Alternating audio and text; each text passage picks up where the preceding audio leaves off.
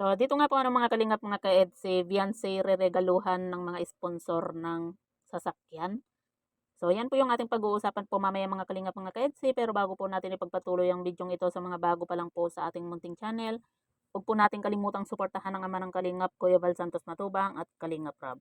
At paunawa, panoorin po muna ang full video bago mag-comment para malaman ang nilalaman nito. So, dito nga po ano mga kalingap mga ka-EDSE, sa vlog nga po ni Dr. Love ay nakita nga po natin itong si Tita Din na dinalaw nga po itong si Beyonce at kita po natin kung gaano po siya kasaya na nakita po niya sa personal nga po itong si Beyonce nga po. Grabe po no yung ibinibigay po talaga na pagmamahal po ng mga sponsor dito kay Beyonce.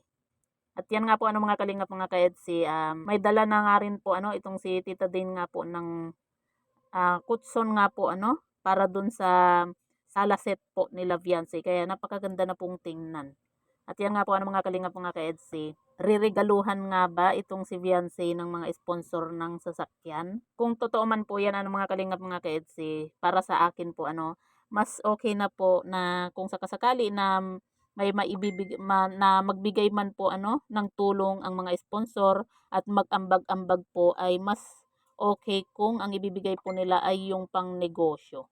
'Di ba? Kasi yung pang-negosyo po mga kalingap, kumaga mas okay po yun na meron po silang mapagkuhanan ng pang-araw-araw po nila Kasi kapag sasakyan po mga kalingap, po yan, tawag dito, makonsumo, 'di ba? At saka kung sakasakali naman po na magkatuluyan nga po itong si Kalingap Edo at Beyonce, may sasakyan naman na po itong si Kalingap Edo, kaya hindi na po kailangan ni Beyonce ng sasakyan, 'di ba? Kumbaga kung sakali lang naman po 'yun mga kalingap na magkatuluyan man po itong si Beyonce at Kalingap Edo. Kaya kung para sa akin po mga kalingap, mas mahalaga po ang negosyo na lang po yung ibibigay po para dito kay Beyonce. Kasi meron naman na po silang tricycle, tapos meron din pong motor po itong si Beyonce nga po. Kumbaga kahit papaano meron na po silang nagagamit, 'di ba?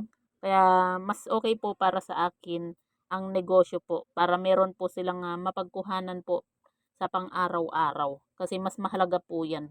Kasi ang sasakyan po mga kalingap, nandiyan naman po si Kalingap Edo na hatid sundo din po itong si Beyonce, 'di ba?